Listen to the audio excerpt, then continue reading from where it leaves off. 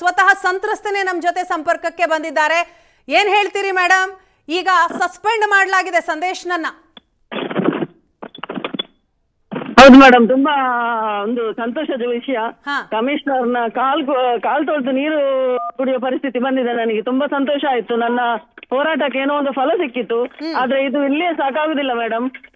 ಅವರು ಸಸ್ಪೆಂಡ್ ಆದ್ರೂ ಅವರ ತನಿಖೆ ಆಗ್ಬೇಕು, ಅವರ ಸರಿಯಾದ ಆಕ್ಷನ್ ತಗೊಳ್ಬೇಕು. ಒಂದು ಲೋಕಲ್ ಮನುಷ್ಯನ ಹೇಗೆ ಪೊಲೀಸರು ಹಿಡ್ಕೊಂಡು ಅರೆಸ್ಟ್ ಮಾಡಿ ಅವರ ತನಿಖೆ ಮಾಡ್ತಾರೋ ಅದೇ ರೀತಿ ಅವರ ತನಿಖೆನೂ ಆಗ್ಬೇಕನ್ನೋದು ನಂದು ಬೇಡಿಕೆ ಮೇಡಮ್. ಅಂದ್ರೆ ಬರೀ ಸಸ್ಪೆಂಡ್ ಮಾಡೋದಲ್ಲ, ಅವ್ರನ್ನ ವಶಕ್ಕೆ ಪಡಿಬೇಕು, ಪಡೆದು ಇನ್ವೆಸ್ಟಿಗೇಷನ್ ಮಾಡಬೇಕು ಅಂತ ಹೇಳ್ತಿದ್ದೀರಿ. ಹೌದು ಮೇಡಮ್. ಎಸ್, ಈಗ ಅವ್ರು ಬೆಳಿಗ್ಗೆನೆ ಹೇಳ್ತಾ ಇದ್ರು ನನ್ನ ವಿರುದ್ಧ ಏನೋ ಷಡ್ಯಂತ್ರ ಆಗಿದೆ ಅಂತ, ಷಡ್ಯಂತ್ರದಿಂದ ಈ ರೀತಿ ಎಲ್ಲ ಮಾಡಿದ್ದಾರೆ ಅಂತ. ಸೊ ಖಂಡಿತವಾಗ್ಲೂ ಅವರು ಕೂಡ ಪ್ರಭಾವ ಬಳಸ್ತಾರೆ. ಹೌದು. ಸೊ ಏನ್ ಹೇಳ್ತೀರಿ ಇದಕ್ಕೆ? ಹಲೋ ಮೇಡಮ್, ಕೇಳಿಸ್ತಾ ಇದೆಯಾ ಹಲೋ ಮೇಡಮ್? ಧ್ವನಿ ಕೇಳಿಸ್ತಿದ್ಯಾ? Please continue. ಹೇಳಿ ಮೇಡಮ್, ಕೇಳಿಸ್ತಾ ಇಲ್ಲ, ಹೇಳಿ. ಎಸ್, ಷಡ್ಯಂತ್ರ ಮಾಡಿದ್ದಾರೆ ನನ್ನ ವಿರುದ್ಧ ಅನ್ನೋದನ್ನು ಕೂಡ ಹೇಳಿದ್ರು ಸಂದೇಶ್. ಸೊ ಇಲ್ಲೇನಾದ್ರೂ ಪ್ರಭಾವ ಬಳಸುವಂತಹ ಸಾಧ್ಯತೆ ಕಂಡು ಬರುತ್ತಾ ತಮ್ಗೆ? ಅವರು ಖಂಡಿತ ಪ್ರಭಾವ ಬಳಸ್ತಾರೆ ಮೇಡಮ್. ಕಮಿಷನರ್ ಅಲ್ಲಿ ಏನ್ ಮನವಿ ಮಾಡ್ತಿರ್ತಾವ್? ಕಮಿಷನರ್ ಅದೇ ಹೇಳುದು ನಾನು. ಸರ್, ನೀವೀಗ ಸಸ್ಪೆನ್ಷನ್ ಆರ್ಡರ್ ಕೊಟ್ಟಿದ್ದೀರಿ, ಸಸ್ಪೆಂಡ್ ಮಾಡಿದಿರಿ, ನಿಮಗೆ ತುಂಬಾ ಥ್ಯಾಂಕ್ಸ್.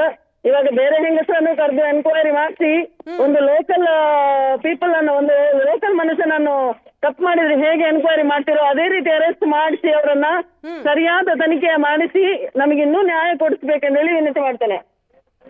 ಅಂದ್ರೆ ನ್ಯಾಯ ಸಿಗೋವರೆಗೂ ಕೂಡ ನಿಮ್ಮ ಹೋರಾಟ ಇದೇ ರೀತಿ ಇರುತ್ತಾ ಮುಂದೆಯೂ ಕೂಡ? ಹೌದು ಮೇಡಮ್, ನಂದು ಹೋರಾಟ ಇದೇ ತರ ಇರುತ್ತೆ. ಬೇರೆ ಹೆಂಗಸರು ಹೊರಗಡೆ ನನ್ನ ಜೊತೆ ಬರದ ಹೆಂಗಸರು ಕೆಲವರು ಇದ್ದಾರೆ, ಅವರನ್ನು ಕೂಡ ಕರೆಸಿ ಈ ತರ ಎನ್ಕ್ವೈರಿ ಮಾಡಿಸ್ಬೇಕು ಅಂತ ಹೇಳಿ ನಾನು ಕೇಳ್ಕೊಳ್ತೀನಿ. ತಮ್ಗೆ ಗೊತ್ತಿದೆ ಯಾರ್ಯಾರ ಮೇಲೂ ಕೂಡ ಇವರು ಈ ರೀತಿ ದೌರ್ಜನ್ಯ ಮಾಡಿದ್ದಾರೆ ಅನ್ನೋದ್ರ ಬಗ್ಗೆ ತಮ್ಗೆ ಮಾಹಿತಿ ಇದೆ? ಹೌದು, ನಮ್ಗೆ ಮಾಹಿತಿ ಇದೆ. ನಮ್ಗೆ ಬೇರೆ ಯಾವುದೋ ಒಂದು ಒಳ್ಳೆ ಲೇಡಿ ಕಮಿಷನರ್ ಅನ್ನ ಅಪಾಯಿಂಟ್ ಮಾಡ್ಬೇಕಿಕ್ಕೋಸ್ಕರ ಅಪಾಯಿಂಟ್ ಮಾಡಿ ನಮ್ಗೆ ತನಿಖೆ ಮಾಡಿಸ್ಬೇಕು ಅಂತ ಹೇಳಿ ಒಂದು ವಿನಂತಿ. ಮಹಿಳಾ ಆಯೋಗದವರು ಕೂಡ ಈ ಪ್ರಕರಣವನ್ನ ಗಂಭೀರವಾಗಿ ತೆಗೆದುಕೊಂಡಿದ್ದಾರೆ.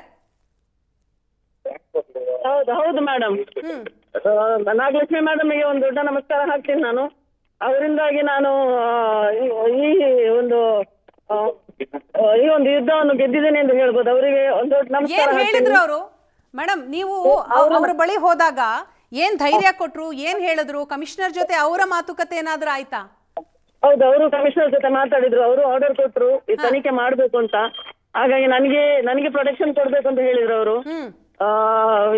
ಇದೆ ಸರಿಯಾದ ತನಿಖೆ ನಡೆಸಬೇಕು ಅಂತ ಹೇಳಿದ್ರು. ಹಲೋ, ನಿಮ್ಗೆ ಪ್ರೊಟೆಕ್ಷನ್ ಸಿಕ್ಕಿದ್ಯಾ ಮೇಡಮ್? ಇವಾಗ ನಾನು ಬ್ಯಾಂಗ್ಳೂರಲ್ಲೇ ಇದ್ದೀನಿ, ಹೋಗಿಲ್ಲ ಆ ಕಡೆ.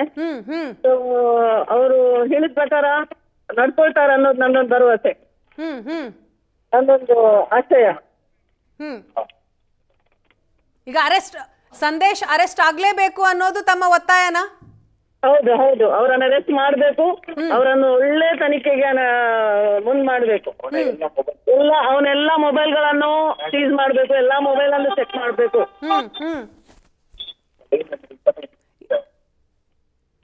ಅವನಲ್ಲಿದ್ದ ಪ್ರತಿಯೊಂದು ಸಿಮ್ ಅನ್ನು, ಪ್ರತಿಯೊಂದು ಮೊಬೈಲ್ ಅನ್ನು ನೀವು ತನಿಖೆಗೆ ಒಳಪಡಿಸ್ಬೇಕು. ಕಮಿಷನರ್ ಅವ್ರ ಜೊತೆ ಇದಾದ್ಮೇಲೆ ಏನಾದ್ರೂ ಮಾತನಾಡಿದ್ರ? ಯಾರು ಮೇಡಮ್? ತಾವು ಕಮಿಷನರ್ ಅವ್ರ ಜೊತೆ ಮತ್ತೆ ಮಾತನಾಡಿದ್ರ ಅಂತ? ಇಲ್ಲ, ನಾನು ಇಲ್ಲಿಂದ ಹೋಗಿ ಅವರನ್ನು ಭೇಟಿ ಆಗ್ತೀನಿ ಅಂತಿದ್ದೆ. ಸೊ ಅವರೆಲ್ಲರ ನಾನು ಫೋನ್ ಮುಖಾಂತರ ಮಾತಾಡಿಲ್ಲ ಮೇಡಮ್. ಓಕೆ, ನೀವು ಮಾತನಾಡಿದಾಗ ಏನ್ ಹೇಳಿದ್ರು ಕಮಿಷನರ್? ನಾನು ಮಾತಾಡಿಲ್ಲ ಕಮಿಷನರ್ ಹತ್ರ. ಓಕೆ, ನಾಗಲಕ್ಷ್ಮಿ ಚೌಧರಿ ಮೇಡಮ್ ಮಾತಾಡಿದ್ರು. ಅವರು ನಮ್ಗೆ ಪ್ರೊಟೆಕ್ಷನ್ ಕೊಡ್ತೇನೆ ಅಂತ ಅವ್ರ ಭರವಸೆ ಕೊಟ್ಟಿದ್ದಾರೆ. ಸೊ ಇನ್ವೆಸ್ಟಿಗೇಷನ್ ಸರಿಯಾಗಿ ಅವ್ರಿಗೆ ಶಿಕ್ಷೆ ಆಗತ್ತೆ ಅನ್ನುವಂತ ವಿಶ್ವಾಸ ತಮ್ಮಲ್ಲಿದೆಯಾ? ಹೌದು, ಖಂಡಿತವಾಗೂ ಇದೆ. ನಾಗಲಕ್ಷ್ಮಿ ಮೇಡಮ್ ಇರುವವರೆಗೂ ನನಗೆ ಏನೂ ತೊಂದರೆ ಇಲ್ಲ ಅನ್ನೋ ಅವ್ರ ಭರವಸೆ ಅವನು ಕೊಟ್ಟಿದ್ದಾರೆ. ಇದನ್ನು ನಾನು ಖಂಡಿತವಾಗ್ಲೂ ಅವರಿಗೆ ತುಂಬಾ ಎಷ್ಟು ಥ್ಯಾಂಕ್ಸ್ ಹೇಳಿದ್ರು ಸಹ ಸಾಲದು ಮೇಡಮ್. ಏನ್ ಆಕ್ಷನ್ ಆಗಬೇಕು ತಮ್ಮ ಪ್ರಕಾರ? ಅವ್ರು ಮಾಡಿದ ತಪ್ಪಿಗೆ ಅವರಿಗೆ ಶಿಕ್ಷೆ ಬೇಕು ಅಷ್ಟೇ. ಅವ್ರು ಇಷ್ಟರವರೆಗೆ ಯಾವ್ದೆಲ್ಲ ಹೆಣ್ಣಿಗೆ ಅವನು ಅಷ್ಟು ಟಾರ್ಚರ್ ಕೊಟ್ಟಿದ್ದಾನೆ, ಎಷ್ಟು ಸಫರ್ ಆಗ್ತಿದ್ದಾರೆ ಹೆಣ್ಣು ಮಕ್ಕಳು, ಅದಕ್ಕೆ ಸರಿಯಾದ ಶಿಕ್ಷೆ ಆಗ್ಬೇಕು. ತಾವ್ ಹೇಳಿದ್ರಿ ಆಗ್ಲೇ ಬಹಳಷ್ಟು ಹೆಣ್ಣು ಮಕ್ಕಳಿಗೆ ಅವರು ಈ ರೀತಿ ಟಾರ್ಚರ್ ಕೊಟ್ಟಿದ್ದಾರೆ ಅಂತ. ನೀವು ಆ ಹೆಣ್ಮಕ್ಳನ್ನ ಸಂಪರ್ಕ ಮಾಡಿ ಅವರನ್ನು ಕೂಡ ಇನ್ವೆಸ್ಟಿಗೇಷನ್ ನ ಭಾಗವಾಗಿ ಮಾಡೋ ಪ್ಲಾನ್ ಏನಾರು ಇದೆಯಾ? ಏನ್ ಮೇಡಮ್, ಏನು ರಿಪೀಟ್ ಮಾಡಿ ಮೇಡಮ್, ಕೇಳ್ತಿಲ್ಲ. ಈಗ ತಾವ್ ಹೇಳಿದ್ರಿ ತುಂಬಾ ಜನ ಹೆಣ್ಮಕ್ಳಿದ್ದಾರೆ, ಅವ್ರಿಗೂ ಕೂಡ ಅನ್ಯಾಯ ಆಗಿದೆ, ದೌರ್ಜನ್ಯ ಆಗಿದೆ ಈ ಸಂದೇಶದಿಂದ. ಸೊ ಈಗ ಇನ್ವೆಸ್ಟಿಗೇಷನ್ ನಡೆಯುತ್ತೆ ಮುಂದೆ. ಸೊ ಯಾರ್ಯಾರಿಗೆ ಸಮಸ್ಯೆ ಆಗಿದೆ ಅನ್ನೋದನ್ನ ನಿಮ್ಗೆ ಪ್ರಶ್ನೆ ಮಾಡ್ತಾರೆ. ಸೊ ನೀವು ಯಾರೆಲ್ಲ ಮಹಿಳೆಯರು ತಮ್ಗೆ ಗೊತ್ತಿದಾರೋ, ತಮ್ಮ ಸಂಪರ್ಕದಲ್ಲಿದ್ದಾರೋ ಅವ್ರಿಗೂ ಕೂಡ ನೀವು ಮನವೊಲಿಸ್ತೀರಾ? ನೀವು ಕೂಡ ನಿಮ್ಗೆ ಏನ್ ಅನ್ಯಾಯ ಆಗಿದೆ ಅದನ್ನ ಹೇಳಿ ಅಂತ? ಹೌದು, ಖಂಡಿತವಾಗ ಅವ್ರನ್ನ ಕರ್ಕೊಂಡ್ ಬರ್ತೇನೆ. ಇನ್ನೊಂದು, ಅವರು ಯಾವೆಲ್ಲ ಸ್ಟೇಷನ್ ಅಲ್ಲಿ ಕೆಲಸ ಮಾಡಿದಾರೋ ಅಲ್ಲಿ ಹೆಲ್ಪ್ ಟೆಸ್ಟ್ ಹಾಕಿ ಅವರು ಅಲ್ಲಿ ಎಷ್ಟು ಹೆಣ್ಣು ಮಕ್ಕಳು ಸಫರ್ ಆಗಿದ್ದಾರೆ ಅವರನ್ನೆಲ್ಲ ಕರೆಸಿ ಇದೊಂದು ಮಹಿಳಾ ಆಯೋಗಕ್ಕೆ ನಾನು ರಿಕ್ವೆಸ್ಟ್ ಮಾಡೋದು ಮೇಡಮ್.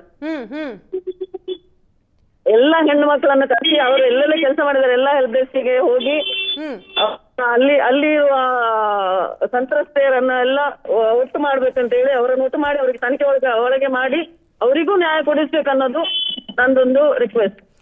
ಮೇಡಮ್, ತಾವು ಸುಮಾರು ದಿನದಿಂದ ಹೋರಾಟ ಮಾಡ್ತಾ ಇದ್ದೀರಿ, ಸಂದೇಶ್ ವಿರುದ್ಧ ಧ್ವನಿ ಎತ್ತಿದ್ರಿ, ಆದ್ರೆ ಇಷ್ಟು ದಿನ ಏನು ಆಕ್ಷನ್ ಆಗಿರ್ಲಿಲ್ಲ. ಹೌದು, ಇವತ್ ಬೆಳಿಗ್ಗೆಯೂ ಕೂಡ ನೀವು ನಮ್ ಸ್ಟುಡಿಯೋಗೆ ಬಂದು ಮಾತನಾಡಿದ್ರಿ, ತಮ್ಗೆ ಏನೆಲ್ಲ ಅನ್ಯಾಯ ಆಗಿದೆ ಅನ್ನೋದ್ರ ಬಗ್ಗೆ ಹೇಳಿದ್ರಿ. ಸೊ ಅದಾದ ನಂತರ ಈ ಒಂದು ಇಂಪ್ಯಾಕ್ಟ್ ಆಯ್ತು ಅಂತ ಅನಿಸುತ್ತಾ ನಿಮ್ಗೆ? ACP ಒಂದು ಪ್ರೈಮರಿ ರಿಪೋರ್ಟ್ ಕೊಟ್ರು, ಅದಾದ ನಂತರ ಕಮಿಷನರ್ ಆಕ್ಷನ್ ತೆಗೆದುಕೊಂಡ್ರು ಅಂತ ಅನ್ಸುತ್ತಾ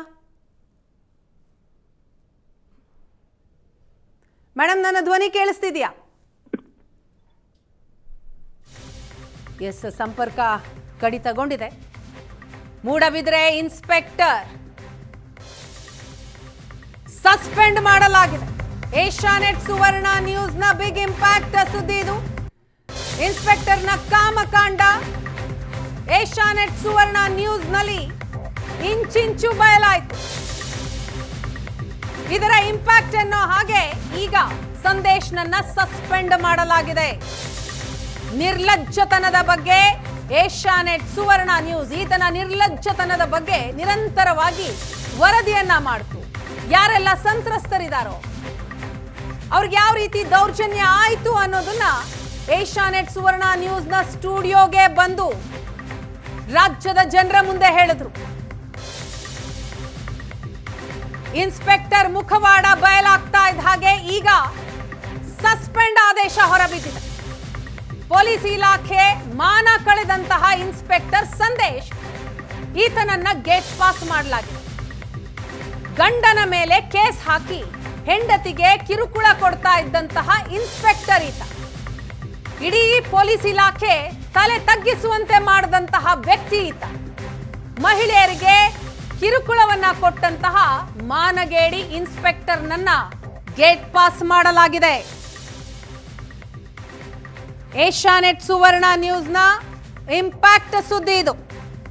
ದಕ್ಷಿಣ ಕನ್ನಡ ಜಿಲ್ಲೆಯ ಮೂಡಬಿದ್ರೆ ಇನ್ಸ್ಪೆಕ್ಟರ್ ಈತ ಸಂದೇಶ್. ಆತನ ವಿರುದ್ಧ ಲೈಂಗಿಕ ಕಿರುಕುಳದ ಆರೋಪಗಳು ಕೇಳಿ ಬಂದಿತ್ತು. ಸಂತ್ರಸ್ತ ಮಹಿಳೆಯರು ಆತನಿಂದ ಏನೆಲ್ಲ ಅನುಭವಿಸಿದ್ರು, ಆತ ಏನೆಲ್ಲ ಕಿರುಕುಳವನ್ನ ಕೊಟ್ನೋ ಅದನ್ನ ಎಳೆ ಎಳೆಯಾಗಿ ಬಿಚ್ಚಿಟ್ರು. ಸಂದೇಶನ ಮುಖವಾಡ ಬಯಲಾಗ್ತಾ ಇದ್ದ ಹಾಗೆ ಈಗ ಆಕ್ಷನ್ ಆಗಿದೆ. ಸಂದೇಶ್ ನನ್ನ ಸಸ್ಪೆಂಡ್ ಮಾಡಲಾಗಿದೆ.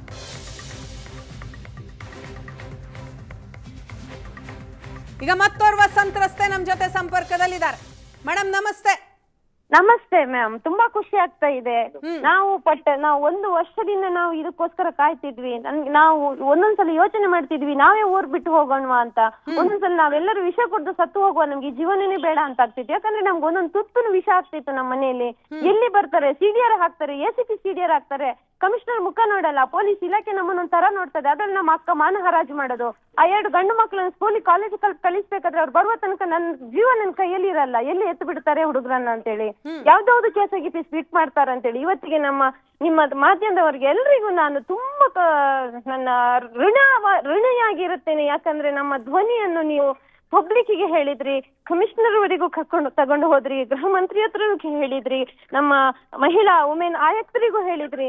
ನಿಮ್ಮಿಂದಾಗಿ ನಮಗೆ ಒಳ್ಳೆ ಒಂದು ರೆಸ್ಪಾನ್ಸ್ ಸಿಕ್ಕಿ ನಮ್ಗೆ ನೀವೆಲ್ಲರೂ ನಮ್ಗೆ ಸಹಕರಿಸಿ ನಮ್ಗೊಂದು ನ್ಯಾಯ ಒದಗಿಸಿಕೊಟ್ರೆ ನಾವು ನಿಮ್ಮ ಚಿರಋಣಿಯಾಗಿರ್ತೀವಿ ಮ್ಯಾಮ್. ತುಂಬಾ ಖುಷಿ ಆಗ್ತಾ ಇದೆ ಈ ವಿಷಯದಲ್ಲಿ. ನಮ್ಮ ಜವಾಬ್ದಾರಿ ಕೂಡ ಮೇಡಮ್ ಅದು. ನೀವು ಒಂದು ವರ್ಷದಿಂದ ಪರಿತಪಿಸ್ತಾ ಇದ್ರಿ, ಆತ ಏನೆಲ್ಲ ತೊಂದರೆ ಕೊಡ್ತಾ ಇದ್ದ ಅನ್ನೋದ್ರ ಬಗ್ಗೆ ಪೊಲೀಸ್ಗೆ ಹೇಳುವಂತ ಪ್ರಯತ್ನ ಮಾಡಿದ್ರಿ. ಆದ್ರೆ ಕಮಿಷನರು ಕೂಡ ನಿಮ್ಮ ಅಳಲನ್ನ ಕೇಳಿಸ್ಕೊಳ್ಳಿಲ್ಲ.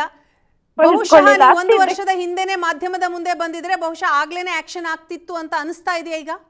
ಬಂದಿದ್ದೆ, ಒಂದು ಸಲ TV9 ಅಲ್ಲಿ ಹಾಕಿದ್ದಾರೆ ನಂಗೊಂದು 4 ತಿಂಗಳ ಮುಂಚೆ. ಆ ಹುಡುಗನನ್ನು ಎತ್ತುವಾಗ, ಆ ಹುಡುಗನನ್ನು ಎತ್ತು ಹೊಡೆದು ಮನೆಗೆ ಕರ್ಕೊಂಡು ಹೋಗಾಗ ಆ ತಾಯಿ ಆದವಳು ಆ ಹುಡುಗನಿಗೆ ಎಷ್ಟು ಚಿತ್ರಹಿಂಸೆ ಕೊಟ್ಟಿದ್ದಾರೆ. ನನ್ನ ಅಕ್ಕನ ತಪ್ಪಿಲ್ಲ ಅಂತ ಎಣಿಸ್ಕೊಳ್ತೇನೆ, ಯಾಕಂದ್ರೆ ಆ ಇನ್ಸ್ಪೆಕ್ಟರ್ ಅಷ್ಟು ಅವಳನ್ನು ಟಾರ್ಚರ್ ಮಾಡಿಟ್ಟಿದ್ದಾರೆ, ನೀನ್ ಈ ತರ ಹೇಳು ಅಂತೇಳಿ.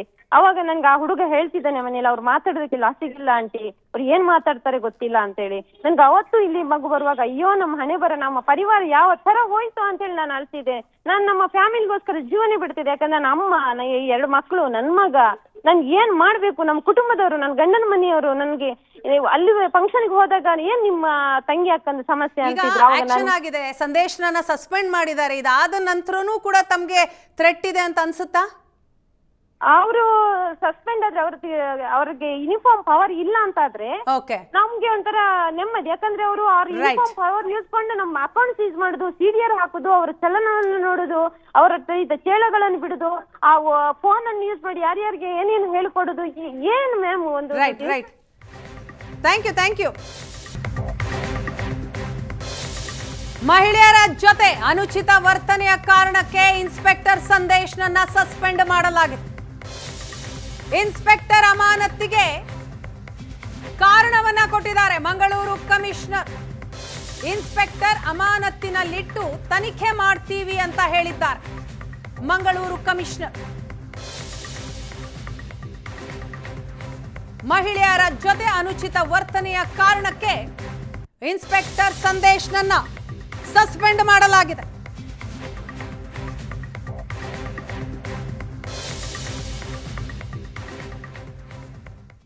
ಇದಿಷ್ಟು ಈ ಹೊತ್ತಿನ ಪ್ರಮುಖ ಸುದ್ದಿ.